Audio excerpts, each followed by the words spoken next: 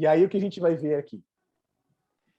Cristo, a ideia que traz aqui para a gente é que o livro estava na mão direita de Deus. Algumas interpretações trazem o seguinte, que o livro não está na mão direita de Deus, mas está ao lado da mão direita de Deus. Tá certo? Então, o trono no Oriente, antigamente, ele não é um trono como a gente vê na Idade Média, que é um trono onde somente o rei se assenta. Mas o trono ele era mais parecido com um sofá. Tá certo? E ali caberia ali 2, 3 pessoas no sofá. Então, o pai está sentado nesse trono sofá, e do lado direito do pai é que está o livro selado. Tá bom? Não é a ideia de que Deus está segurando o livro na mão e não pode abrir, mas é que o livro está colocado, o rolo, né, está colocado ao lado direito da mão de Deus. Então, quando nós vemos essa cena, qual que é a cena? Cristo ele surge, tá certo? Ali diante do trono, e o que ele faz? Ele se aproxima do Pai, ele tira o livro que está ocupando o lugar ao lado do Pai, o lado direito do Pai, ele pega esse livro nas mãos e ele se assenta ao lado do Pai. Então, essa cena que nós vemos aqui no capítulo 5 é o entronizamento de Cristo. Cristo ele está se assentando ao trono, junto com o Pai. Lembra lá da passagem trampolim que a gente viu no final do capítulo 3? Ao vencedor sentar comigo junto do meu trono, assim como eu também sentei junto do meu Pai. O que a gente vê aqui no capítulo 5 é exatamente essa mesma cena. Cristo sendo entronizado no santuário celestial e se assentando à direita do Pai. Ali agora ele está, né, finalmente entronizado como o Rei Supremo do universo. E o fato dele tomar esse livro e ser digno de abrir, e nesse livro a gente viu que ele contém toda a história, né, da controvérsia que a gente tem de Deus contra Satanás, toda a nossa história relatada nesse livro, ele é digno de tomar por quê? Porque ele, além de ser rei, né, descendente de Davi, ele entregou a sua vida por cada um de nós. É isso que torna ele digno. Né? É o seu sacrifício que torna ele digno de tomar esse livro e abrir. E aí a gente vai ter uma série de referências aqui, que é o seguinte. Olha só. Lá no capítulo 6 diz que o cordeiro, tá certo? Como tendo sido morto, né? Representando o sacrifício de Cristo.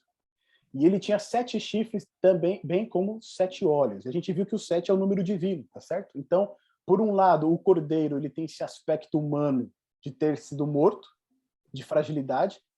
Por outro lado, ele tem o quê? 7 chifres como 7 olhos. Os 7 chifres, a gente já viu no estudo de Daniel, o chifre representa o quê? Reinos e poderes, tá certo? E 7 chifres é o quê? O 7 número divino, o número da perfeição, junto com poder. Ou seja, ele é onipotente. Então ele tem o poder divino. E não somente o poder divino, como também tem os 7 olhos, que são o Espírito de Deus, tá certo? O que são os 7 olhos? 7, número divino da perfeição, olhos. É a visão. Então ele tem uma visão perfeita, completa de tudo que acontece, que é o que a gente chama de onisciência. Né? Nada foge aos seus olhos. Essa figura que ele é tirada de Zacarias, no capítulo 4, verso 10, né? Onde a gente tem ali o candelabro também representando o Espírito Santo, e aí depois o profeta, Deus vai explicar para o profeta que aqueles 7 olhos representam os 7 Espíritos de Deus. E aqui no verso 6 tem um ponto interessante que ele diz o seguinte, que são os 7 Espíritos de Deus, o Espírito Santo, enviados por toda a terra.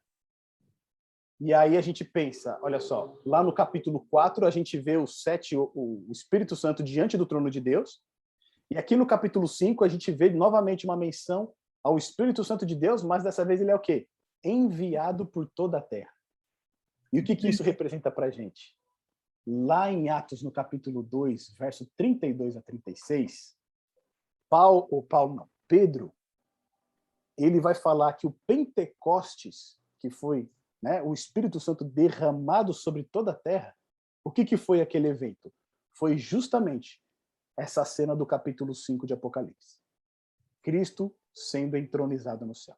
Vamos dar uma olhada lá em Atos, capítulo 2, verso 32 ao 36. Ali Pedro ele vai explicar justamente que a descida do Espírito Santo no Pentecostes foi o símbolo, né, de que Cristo havia de fato sido entronizado no santuário celestial, ele havia se assentado à direita de Deus. Quem encontrou, pode ler para a gente aí, Atos capítulo 2, verso 32 a 36. Deus ressuscitou a este Jesus, do que todos nós somos testemunha, de sorte que, exaltado pela destra de Deus, e tendo recebido do Pai a promessa do Espírito Santo, derramou isto que vós agora vedes e ouvis. Porque Davi não subiu aos céus, mas ele próprio disse o Senhor ao meu Senhor, assenta-te à minha direita, até que ponha os teus inimigos por escabelo de teus pés. Saiba, pois, com certeza toda a casa de Israel que a esse Jesus, a quem vós crucificastes, Deus o fez o Senhor e Cristo. Então aqui Pedro ele dá a explicação para o que havia acontecido no Pentecostes. E a explicação de que o Espírito foi derramado sobre todos, né, ali os apóstolos, é qual? Que de fato Cristo agora se assenta à direita de Deus. Ele foi entronizado e por ele ser o vencedor, agora ele como o rei, o comandante do universo, o que ele faz? Ele envia o Espírito Santo para a Terra. É exatamente isso que a gente vê no capítulo 5 de Apocalipse, no verso 6. Tá certo? Ali Cristo ele é entronizado, e ao ser entronizado, a promessa que ele havia dado do Espírito Santo agora ela é confirmada. E o Espírito de Deus ele é o quê? Enviado por toda a terra. Ele é derramado sobre toda a terra. O Espírito Santo antes não agia, ele agia, tá certo? Mas de maneiras muito específicas, né? O Espírito Santo estava presente, mas ele não tinha sido dado em abundância. João, no capítulo 7, verso 39, ali ele vai explicar a respeito da vinda do Espírito, né? Porque o Espírito ainda não havia sido dado, porque Cristo não havia sido glorificado. Ou seja, o Espírito Santo ele só seria dado na sua plenitude quando Cristo fosse glorificado, entronizado no céu. Tá certo? Então a gente vê esse cumprimento aqui no capítulo 5, e com isso o penhor, que era o Espírito Santo, ele é derramado sobre toda a terra. E aí a gente vê a adoração dos seres viventes, a gente vê a adoração dos 24 anciãos, eles entoam um novo cântico, eles dizem que digno é de tomar o livro e abrir os selos. Por quê? Porque foste morto. E de novo a gente vê, né? O grande ponto aqui, repetido 3 vezes, o cordeiro que, porque foste morto, o cordeiro que foi morto, o cordeiro como tendo sido morto. Ou seja, o grande ponto aqui, central do capítulo 5, é o quê? A cruz de Cristo. Pelo fato de Cristo ter sido crucificado e ter entregado a sua vida em favor de muitos, é que ele é digno de receber o louvor, a adoração e a glória. E aqui no final, no verso 12, é dito o seguinte, né? Digno é o cordeiro que foi morto de receber poder, riqueza, sabedoria, força, honra, glória e louvor. A gente vê que são 7 atributos. Esses 7 atributos que são mencionados aqui, eles fazem referência aos 7 chifres. Ou seja, por que ele pode ser rei? Porque ele é onipotente. Porque ele tem todos os atributos que um rei precisa ter para se assentar ao trono. Lembra que a gente falou que esse livro selado possivelmente é uma referência ao livro da aliança, lá do Antigo Testamento? Então, por que Cristo ele é digno de abrir esse livro?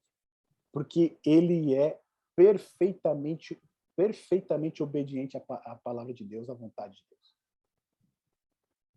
A gente viu que o rei, para ele assumir o trono e reinar, ele tinha que ser apto em abrir o livro e viver uma vida em conformidade àquelas instruções.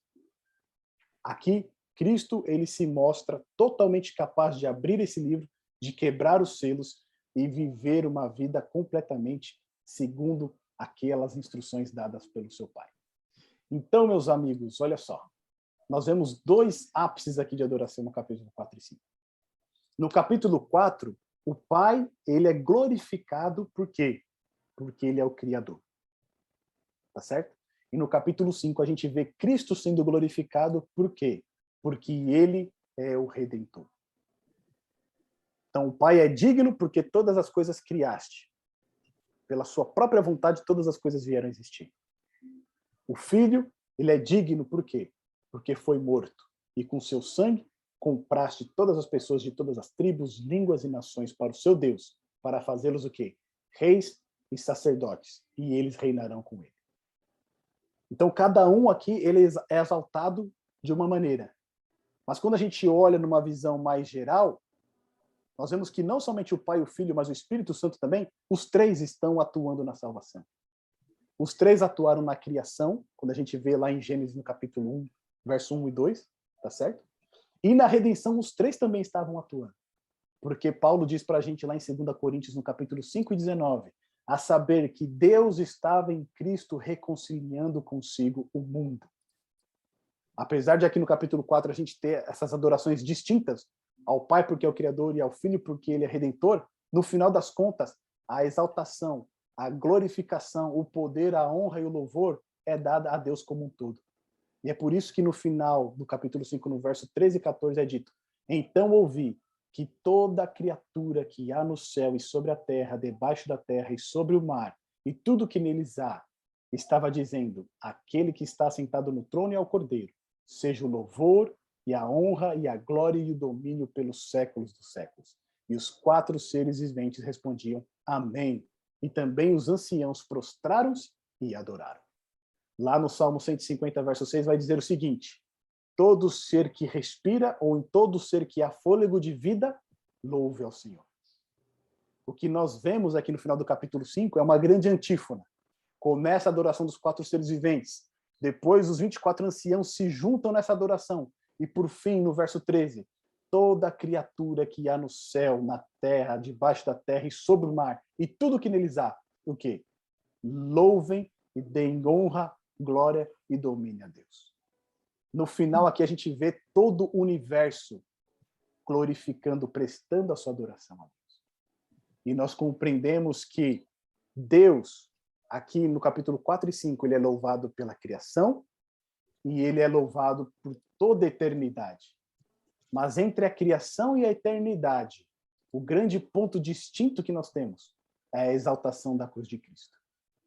Porque parte desse louvor, ele é dado justamente por quê? Pelo sacrifício de Jesus. Quer falar, Pretinho? Quer falar alguma coisa? Não? E só para a gente concluir aqui, meus amigos, e aí abrir para vocês fazerem seus comentários. Essa cena de capítulo 4 e 5, ela é uma cena fundamental. Aqui ela muda todo o curso da história. O livro que está selado, a gente vai ver a abertura dos selos, e um ponto interessante que a gente vai ver no livro de Apocalipse é que o conteúdo desse livro ele não vai ser revelado. Porque a gente vai ver aqui Cristo abrindo os 7 selos, tá certo? E a gente vai ver que esses 7 selos são paralelos às 7 igrejas na porção histórica do livro. Ou seja, quando for aberto o último selo, que é o 7º, já é a volta de Jesus. Então, o conteúdo do livro não vai ser revelado aqui em Apocalipse. Mas ele vai estar reservado lá para o capítulo 20, acho que dos versos 11 a 15. Que é onde, quando vai acontecer todo o julgamento, e aí toda a história vai ser revelada. Toda a história vai ser contada. A gente vai ter um trechinho desse livro, e possivelmente seja... A gente viu que o pergaminho está escrito por dentro e por fora, né? Então, alguma coisa você consegue ler da parte que está por fora. Então, uma parte desse pergaminho, desse livro, vai ser revelado no capítulo 10, quando a gente vê um anjo poderoso descendo com um livrinho e entregando para João. O conteúdo desse livrinho vai ser do capítulo 10 até o capítulo 22, tá certo? Mas o conteúdo do livro selado a gente não vai ver em Apocalipse. Ele está reservado justamente para depois da volta de Cristo. Ali ele vai abrir, vai revelar para a gente toda a história da redenção. Hoje a gente tem uma parte dela. Mas quando Cristo vier, nós vamos ter o conhecimento de tudo o que aconteceu. Como a minha vida, como a sua vida influenciou na salvação de outras pessoas. Como reinos e poderes trabalharam em conjunto com as forças celestes para a salvação de outras pessoas. Ali tudo vai ser desvendado. Todas as nossas dúvidas, todos os nossos questionamentos, eles serão abertos e entregues para nós. E tudo isso só será possível porque um dia Cristo decidiu vir a essa terra e entregar a sua vida por nós. Portanto, do louvor da criação ao louvor da eternidade, meus irmãos, a cruz de Cristo precisa ser exaltada. Hoje, o Pai e o Filho assentam-se no trono. Eles governam o universo. A história que nós estamos vivendo aqui, ela não é uma história aleatória, não é uma história sem rumo. Deus está dirigindo todas as coisas, mesmo quando a gente não compreende muito bem os caminhos de Deus. Mas Deus está no controle. Mas o fato de Deus, de Cristo estar assentado no trono, só vai fazer realmente diferença para mim e para você se ele também se assentar no trono da nossa vida. Se Cristo não ocupar o primeiro lugar na nossa vida, se ele não ocupar o trono do nosso coração, meus amigos, não importa muito que ele esteja no trono celestial. Pelo menos para nós, se nós não permitirmos que ele ocupe também o trono da nossa vida. Eu quero encerrar com esse pensamento, porque nós sabemos que existe um Deus no céu que dirige a história, e esse Deus também quer dirigir as nossas vidas. Amém? Meu amigo, minha amiga, se você gostou desse vídeo, se você foi abençoado por este conteúdo, eu gostaria de convidá-lo a deixar o seu like, fazer o seu comentário e compartilhar esse vídeo também por quem tem interesse por este mesmo assunto. Também não posso deixar de pedir para você se inscrever no nosso canal, para assim você ajudar a divulgar ainda mais o nosso canal para aquelas pessoas que precisam receber estes estudos e também essas mensagens. Que Deus te abençoe.